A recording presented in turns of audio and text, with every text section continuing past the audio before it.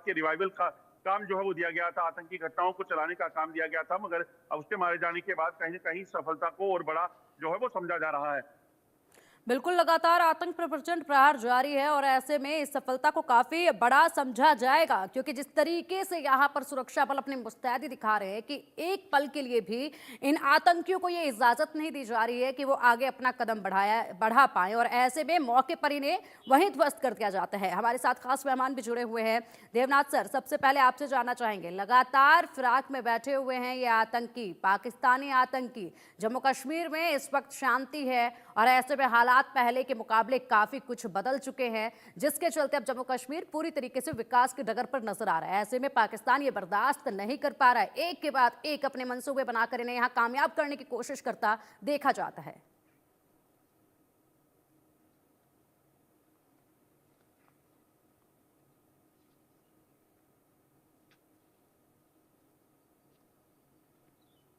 Debnath sir, ये सवाल मेरा आपसे है कि आखिर कब पाकिस्तान अपनी इन हरकतों से बाज आएगा?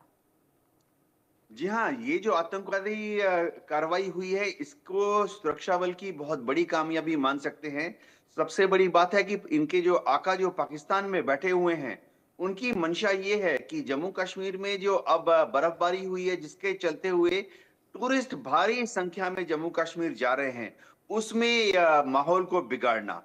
अभी जो कार्रवाई हुई है, ये जम्मू कश्मीर के कुलगांव के पास कादर एरिया में हुई है, जहां पर कि लोकल इंटेलिजेंस सूत्रों ने बताया कि ये जो आतंकवादी हैं वो एक खास इलाके में छुपे हुए हैं। जब सर्च एंड कॉर्डन ऑपरेशन चलाया, तो उसके दौरान जब आरआर और जम्मू कश्मीर के पुलिस के बहादुर जवानों ने उस एरिया को घेर लिया, तो इन आतंकवादियों ने पुलिस पर फायर कर दी।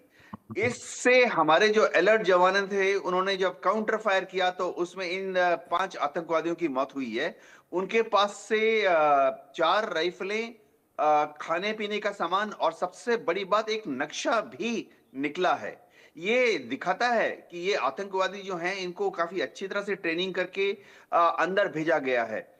सुरक्षा सूत्र जो हैं वो पिछले 7-8 दिन से ऐसी खबरें दे रहे थे कि एलओसी के पार कम से कम 7-8 लॉन्च पैड ऐसे हैं जहां पे कि पाकिस्तानी बैट एक्शन टीम जो है वो तैयार हैं इनको जम्मू कश्मीर में घुसाने के लिए।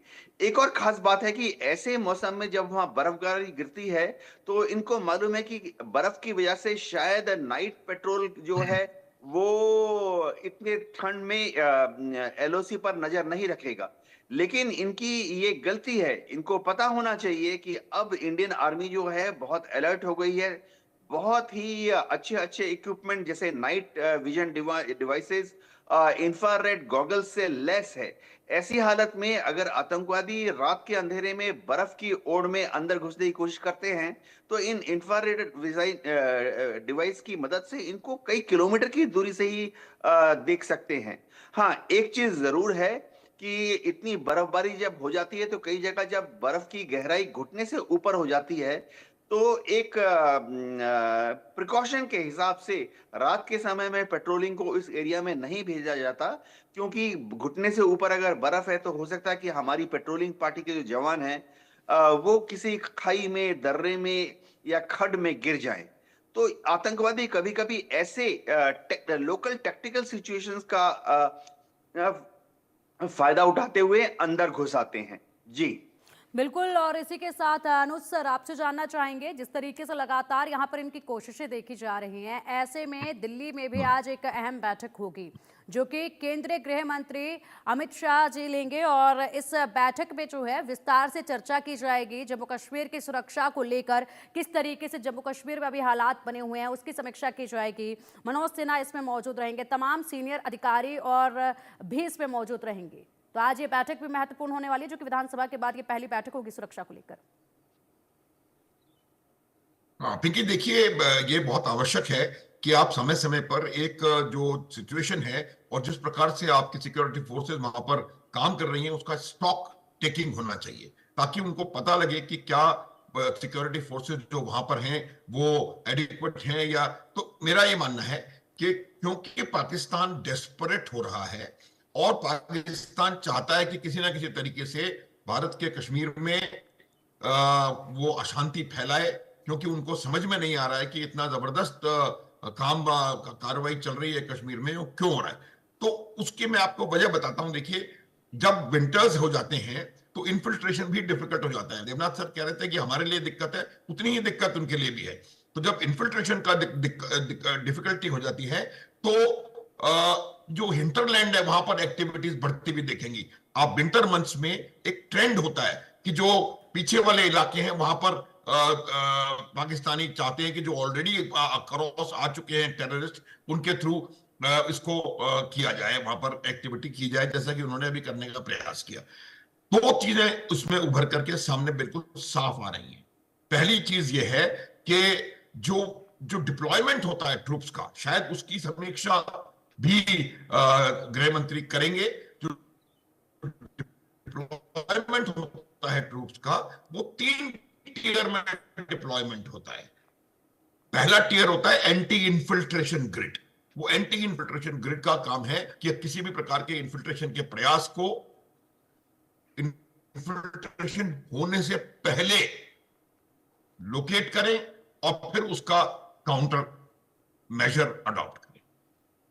दूसरा होता है काउंटर टेररिस्ट ग्रिड। वो उन लोगों के लिए होता है कि जो टेररिस्ट ऑलरेडी आ चुके हैं, वो बेस ऑपरेटिंग बेसिस बने होते हैं जगह जगह पर, जहां पर कि इस प्रकार की घटनाओं की संभावना है, जहां पर कि इनके जो ओवरग्राउंड वर्कर्स हैं या हेल्पर्स हैं, उनकी वहां पर ज्यादा ज्यादा तादाद में मौजूदगी है। उन जगहों पर कंपनी ऑपरेटिंग बेसिस बनाए जाते हैं और वहां से वो एक बहुत पावरफुल इंटेलिजेंस ग्रिड तैयार करते हैं। और उस इंटेलिजेंस ग्रिड के मदद से लगातार उनको खबरें मिलती हैं और उसका परिणाम सक्सेसफुल ऑपरेशंस में होता है। ये जो कुलगाम का ऑपरेशन है, ये उसी बात का प्रमाण है कि एक बहुत अच्छी क्वालिटी की लोकल इंटेलिजेंस उनको ह्यूमन इंटेलिजेंस की मार्फत मिली होगी। उसके बेसिस पर बहुत तेजी से और बहुत प्लानिंग के साथ एक अच्छा ऑपरेशन लॉन्च किया गया। और यही वजह है कि 5 टेररिस्ट एक ऑपरेशन में मारना एक बहुत बड़ी सफलता होती है, बहुत बड़ी। मैं 18 साल जम्मू कश्मीर में रहा हूं, हर लेवल पे मैंने टेररिज्म की वहां पर देखभाल करी है। तो 5 टेररिस्ट का मरना एक बहुत बड़ी सफलता है। इसका बहुत बड़ा आघात पाकिस्तान को लगने वाला है। और अगर वो जो लीडर हिजबुल मुजाहिदीन का है वो भी गया होगा तो फिर तो बहुत ही सोने पर सुहागा। तीसरी बात ये होती है कि अब जो आपका जो इंटरनल जो लैंड, जो सिटीज हैं, टाउन्स हैं, वहां की सिक्योरिटी है। तो मुझे लगता है कि ये जो बैठक दिल्ली में होने वाली है, ये बैठक इस बात को देखेगी कि किस प्रकार से एडमिनिस्ट्रेशन वहां पर इन सुरक्षा तरीकों की समीक्षा करे। दूसरी बात होती है कि आप इंटेलिजेंस कैसे ले सकते हैं। इंटेलिजेंस तब आपको आसानी से मिलती है, खास करके ह्यूमन इंटेलिजेंस, जब आप वहां के लोगों के साथ अपना एक रेपो एस्टेब्लिश कर ले। और ये रेपो एस्टेब्लिश किस प्रकार किया जाएगा, इसमें एडमिनिस्ट्रेशन का, सिविल पुलिस का और इन लोगों का बड़ा हाथ होता है। तो मेरे को लगता है कि एक कहीं ना कहीं इसके ऊपर भी एक विशेष चर्चा होने वाली है कि हम किस प्रकार से अपने इंटेलिजेंस को देखिए।